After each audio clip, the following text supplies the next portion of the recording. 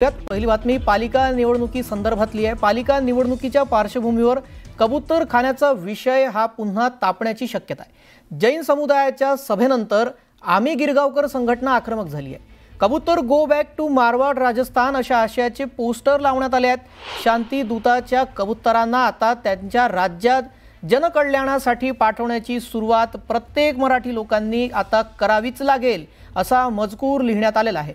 या अगोदर देखील आम्ही गिरगावकर संघटनेने कबूतरखान्यासंदर्भात आक्रमक भूमिका घेतली होती।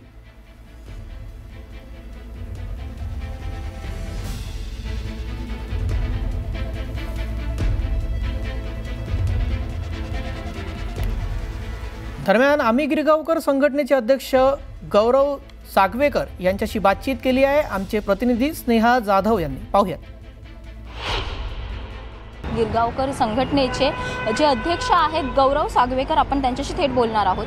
काल जी शोकसभा झाली त्याच्यामध्ये अनेक वादग्रस्त वक्तव्य करण्यात आलेले आहेत। खरं तर जैन मुनींकडून असं देखील सांगण्यात आलेलं आहे की येत्या BMC इलेक्शनमध्ये देखील त्यांची संघटना उतरणार आहे आणि ही जी निवडणूक आहे ते देखील लढणार आहे। प्रथम तुम्ही करेक्ट करा, आता ते जैन मुनी राहिले नाही आहेत, ते राजकीय पक्षाचे आता पदाधिकारी राहिले। प्रथम गोष्ट। दुसरी गोष्ट, त्यांनी जी मागणी केली आहे की ज्यांनी आव्हान केलं की BMC इलेक्शन लढणार आहे, लढा, लोकशाहीमध्ये प्रत्येकाला अधिकार आहे तो लढायचा।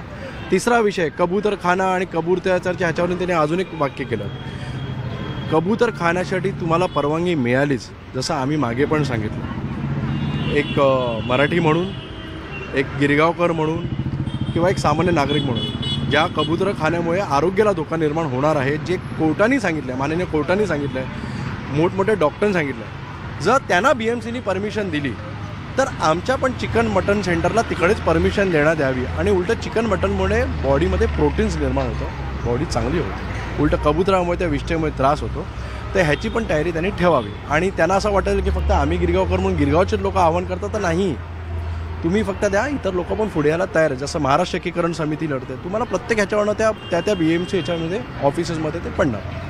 आणि चौथी गोष्ट, आता तुम्ही म्हणाल की त्याने अजून शोकसभेमध्ये बऱ्याच काही गोष्टी केल्या, त्यांनी एक सांगितलं की 2 कोटी आम्ही दिले, डॉक्टर मूर्ख आहेत, आता ते खूप ज्ञानी असतील, महाराष्ट्राला आम्ही खूप टॅक्स दिला आहे, इतर लोकांना पण सांगितलं तुमच्या टॅक्सेसची, तुमच्या 2 कोटीची महाराष्ट्राला काही काडी मात्र गरज नाही आहे, गो बॅक टू राजस्थानचे तुम्ही ते सगळे आउटलेट बसवायचं,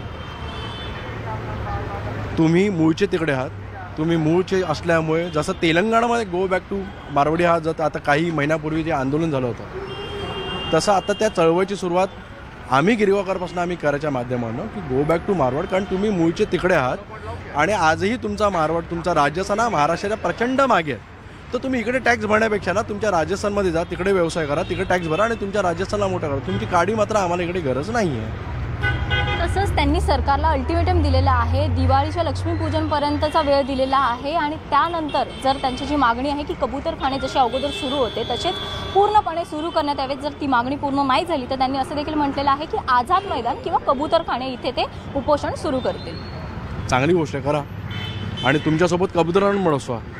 आता ते सरकार काय करते ह्याच्यावरती आम्ही सांगू शकत नाही। व्हिडिओ जर्नलिस्ट प्रवीण शेट्टी सह स्नेहा जाधव, न्यूज 18 लोकमत, मुंबई।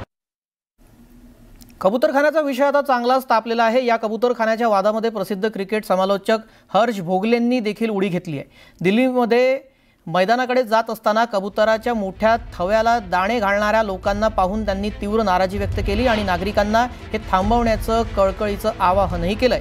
कबूतरांच्या विष्ठेतील कण श्वासावाटे शरीरात गेल्यास फुफ्फुसांचे गंभीर आजार होऊ शकतात। याबाबत डॉक्टर सातत्याने धोक्याचा इशारा देत आहेत। कृपया आपण सर्वजण कबूतरांना खाऊ घालणं थांबवूया असं आवाहन त्यांनी केलंय।